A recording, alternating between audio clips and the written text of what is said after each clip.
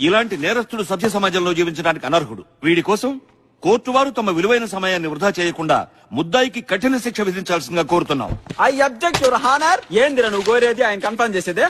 మీరు మాట్లాడుకుంటే మధ్యలో మేము దేనుకుండేదా? టీ అమ్ముకోవడానికా? ఏం జడ్జి నువ్వేం చెప్పదలుచుకున్నావా అర్థమయ్యేలా చెప్పు. చెప్తాం. అందుకేగా 50,000 తీసుకుంది.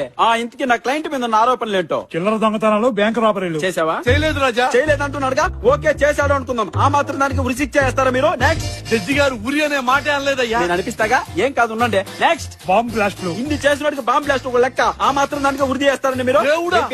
చూడండి వెంకట్రావు గారు, ఇలాంటి చిన్న చిన్న విషయాలకు ఉరి శిక్ష వేయడం ఏ మాత్రం భావ్యం కాదు. ఏదో 10ో 12ో జరిమానా వేస్తారంటే మా వాడు కట్టెళ్ళిపోతాడు. ఇరువురికి మంచి. నేనేం తీర్పు ఇవ్వాలో చెప్పడానికి నువ్వెవడు రా?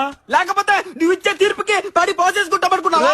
జడ్జి గారు ఏం చేస్తావురా? ఈ తీర్పు చూస్తాను. తీర్పిచ్చి బయటికి ఎలా వెళ్తావో చూస్తాను. కోర్టులో ఒగ్గబెట్టి నిన్ను కుమ్మేకపోతే తల్లి తోడు. సార్ అసలు వీడెవడో నాకు తెలియదు సార్.